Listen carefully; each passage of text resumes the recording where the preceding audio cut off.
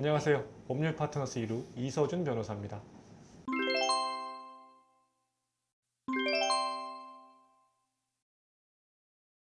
약간 이 친구의 새로운 용도를 아시게 될 거예요. 약간 열어가지고 약간 이런 느낌. 이런 느낌이다. 이런 느낌이다. 아니 거의 이런 느낌이다.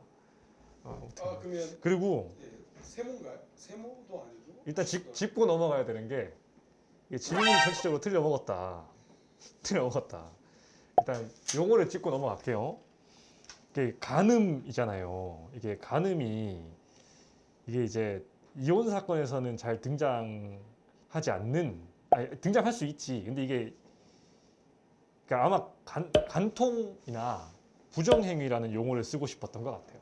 그러니까 그 부부 사이가 아니고 다른 배우자가 있는 사람과의 뭐 부적절한 행동, 뭐 성적인 관계 이런 걸 얘기하는 것 같은데 간음은 그냥 하는 거야. 용어 자체가 의미하는 게 간음은 그냥 하는 거예요. 그래서 이건 아마 용어를 바꿔야 될 것 같아요. 그 부정행위로. 그래서 용어를 수정해서 부정행위가 재산분할이나 위자료 결정에 영향을 미친다. 이렇게 질문을 하게 되면 내가 이혼 소송을 하면은 얼핏 보면 이혼 소송이라고 되어 있지만 실제로는 소장에서 청구를 최소 3, 4개, 많으면 6개를 청구하게 돼요. 1. 원고와 피고는 이혼한다.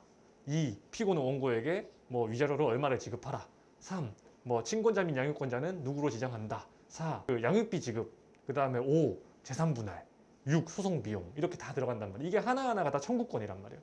여기서 이혼이랑 위자료 청구권을 한 세트로 봐도 돼요. 그러니까 배우자가 뭔가 귀책 사유, 그러니까 혼인관계를 파탄에 이르게 할 만한 법에 적어놓은 잘못을 저질렀기 때문에 이혼 청구권이 뿅 생기는 거라서 그 잘못이라는 게 당연히 사람의 마음에 상처를 입히잖아요. 그렇기 때문에 위자료 청구권도 행사할 수 있게 되는 거예요. 그래서 부정행위를 했으면 당연히 이혼 사유가 되는 거고 이혼 청구권을 행사할 수 있게 되겠죠. 그리고 마음의 상처가 입었으니까 위자료 청구권도 행사할 수 있게 되겠죠. 그래서 위자료 부분은 이 질문에 대한 답은 그냥 이거죠. 무조건. 의심의 여지 없이. 그리고 부정행위의 정도에 따라서 위자료는 많아지거나 적어지거나 할 거고 당연히 영향을 미칠 거고. 근데 이제 그리고 친권자 및 양육권자 양육비도 당연히 나중에 설명할 기회가 있겠지만 한 세트니까. 그리고 재산 분할은 완전 별도의 문제인 거예요. 그러니까 이게 세상 모든 건 탄생하고 존재하다가 사라지잖아요. 이게 우스갯소리로 사람도 태어나다가 살다가 죽는단 말이에요.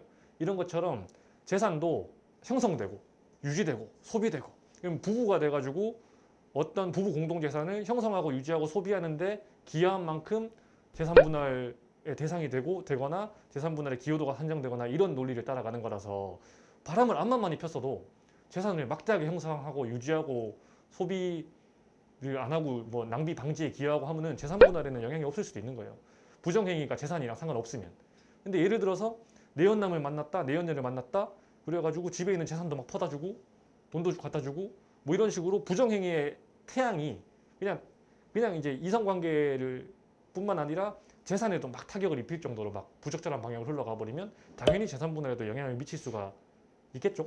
부정행위의 행태에 따라서. 그러니까 이게 약간 이제 약간 느낌이 약간 이런 식으로 간다는 거죠.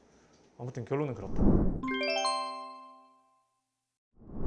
이혼을 할 때 예, 맞습니다. 이혼을 할 때 재산 분할에 대해서 구두든 그러니까 뭐 이혼뿐만 아니라 모든 유형의 합의는 방식에 제한이 없어요. 원칙적으로. 그러니까 재산 분할이든 뭐 매매 계약이든 합의든 계약이든 꼭 형식을 갖춰야 되는 건 아니에요. 말로만 해도 지키긴 지켜야 돼요. 물론 그 법에서 일부 그 유형의 계약에 대해서는 꼭 서면으로 해라라고 정해진 게 있긴 한데 일반적으로는 그래요. 그래서 재산 분할도 구두 합의를 하면 원칙적으로는 합의가 성립이 된 거죠. 그렇지만 이게 절차를 좀 구분해야 되는 게 양육권 먼저 설명을 하자면 양육권은 합의대로 되면 실무상으로는 합의대로 그냥 끝이 나요. 이혼을 하면. 그래서 내가 키울게. 그래서 이혼해서 협의가 됐건 소송 이혼이 됐건 끝까지 가서 그 입장이 유지가 되면 키우겠다는 사람과 주겠다는 사람의 입장이 유지가 되면 그렇게 결론이 나기 마련이긴 해요. 근데 원칙적으로 법적으로는 실무상으로는 그렇다는 거지만 법 이론적으로는 양육권은 누가 봐도 애 키우기 적당한 사람을 키우게 법원이 지정하는 게 맞아요. 그러니까 합의에 의하면 합의에 의하는데 만약에 합의에 의하더라도 한 명이 예를 들어 뭐 극단적인 예로 뭐 도덕적으로 너무 말도 안 되는 행동을 했던 사람이야. 그리고 이 사람은 누가 봐도 이 사람이 애를 키우면 애가 더 문제가 생길 것 같아. 장래에. 근데 예를 들어 자기가 키우겠다는 합의에 상대방도 동의를 해. 뭐 발생하기 어려운 일이겠지만 그러면 법원이 직권으로 너는 키우면 안 되라고 할 수도 있긴 있죠. 그러니까 구속력이 엄밀하게 따지면 있다고 보기 어렵죠. 요약하면 실무적으로는 이렇게 되겠지만 합의대로 이혼까지 가면 이렇게 되겠지만 재판상 이혼임을 전제로 하면 판사가 꼭 그렇게 안 할 수도 있는 거예요. 합의라는 건 법에서 꼭 서면으로 해라 라는 식으로 방식을 정하지 않으면 합의라는 건 말로 해도 합의가 성립을 하는 거다. 근데 양육권 같은 경우는 법적으로는 합의에, 그러니까 소송 이혼임을 전제로 할 때 합의에 의하면 합의에 의하는 걸 우선으로 하지만 합의가 안 되면 법원이 직권으로 정할 수 있게 되어 있지만 합의에 의하더라도 양육권자가 될 사람이 너무 이렇게 양육권자로서 부적절한 상태라면 합의 내용대로 안 될 수도 있다는 거지. 소송 이혼이라면. 그리고 재산 같은 경우는 절차에 따라 구분이 되는데 소송 이혼인 경우에도 두 사람이 합의로 재산 분할에 관한 합의를 했다가 소송 이혼이 끝날 때까지 그 약속이 유지가 되면은 상관이 없지만 처음에 이렇게 하기로 합의를 했다가 소송 절차로 넘어가서 재산 분할에 대한 다툼을 해버리면 처음에 합의 내용대로 되진 않아요. 소송에서 새롭게 판단을 하는 거지. 그다음에 협의 이혼 같은 경우에는 그렇게 많이들 하시거든요. 그러니까 협의 이혼 의사 확인, 협의 이혼 신청서를 법원에 접수하러 가기 전에 재산분할 합의서를 하나 적어서 공증을 받아요. 그리고 이혼 절차에 들어가서 협의 이혼 절차가 정상적으로 끝까지 진행이 되면 그 내용대로 합의가 효력이 있어요. 근데 협의 이혼 절차가 끝까지 지속되지 않고 엎어졌다. 그럼 처음부터 다시 해야 되잖아요. 그러면 그때 했던 이 재산분할 합의의 효력은 없는 거예요. 그래서 이게 단순하게 이렇게 빵 이렇게 되지가 않아요. 이게 이랬다 이런 경우도 있고 이런 경우도 있고 이런 경우도 있고 이렇게 또 이게 갈라져요. 결론은 그래요. 그래서 여기서 그래도 우리가 교훈을 얻을 수 있는 거는 합의가 제일 좋은 거예요. 이혼할 때는 재산 분할이든 구두 뭐 양육권이든 합의로 끝나는 게 모두에게 그나마 덜 아픈 방법이긴 하단 말이에요. 그러면 합의를 할 것 같으면 이제 그냥 전문가 조언을 받아서 하세요.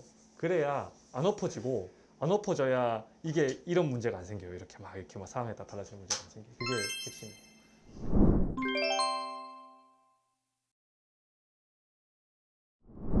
그러니까 친권자 및 양육권자를 소송으로 할 때를 전제로 얘기를 할게요. 소송으로 했을 때 이 질문이 나오려면 일단 둘이 싸워야 돼요. 양육권 가지고. 싸우는 경우는 이거밖에 없어요. 둘 다 내가 키우겠다라고 하거나 둘 다 내가 못 키우겠다라고 하거나 후자는 드문 경우긴 한데 어쨌거나 전자인 경우가 압도적으로 많겠죠. 그럼 그때 어떻게 친권자 및 양육권자를 결정을 하느냐. 질문에 대한 답은 당장 이거죠. A가 결정할 수는 없죠. A의 의견을 법원에서 물어보는 거지. 물어본다기보다는 아이의 추정적 의사를 파악한다거나. 근데 통상 이제 한 10살 정도로 대충 보면 될 것 같아요. 제 경험상으로. 그러니까 뭐 1살, 2살, 3살 일단 말을 못하니까 의사를 표현할 수가 없고 그렇다고 뭐 초등학생도 되기 전에 유아들 같은 경우는 뭐 엄마랑 살고 싶어, 아빠랑 살고 싶어 말을 할 수도 있겠지만 그걸 물어보고 답을 구하는 것 자체가 약간 보통이고 가서 말을 하더라도 이게 진짜 자기 의사로 하는 건지 애매하고 그래서 보통 한 10살 정도 넘어가면 애가 누구랑 크고 싶어 하는지를 굉장히 많이 참작을 해요. 결정적일 정도로. 근데 그게 아니라면 그러니까 다시 얘기하지만 결정적으로 참작을 한다는 거지 애 뜻대로 해준다는 건 아니에요. 실무상 애 뜻대로 돼요. 거의. 근데 이제 애 의사가 불명확한 경우에는 뭐 소득도 보고요. 주거 상태도 보고요. 뭐 자가인지 전세인지 양육 환경도 보고 양육 보조자가 어떤 사람이 있는지도 보고 이런 식으로 누가 키우는 게 애한테 더 좋을까는 걸 종합적으로 봐서 법원이 결정을 하죠. 결론은 합의 안 되면 법원이 결정하는 거고 거기에 애 의견을 적극 참작한다는 거고 이게 보통은 그래도 한 10살쯤 되면 법원이 그 의견을 결정적으로 들어준다는 정도로 보면 돼요. 결국 이것도 이제 이게 이제 약간 이런 느낌이긴 하네요. 그죠?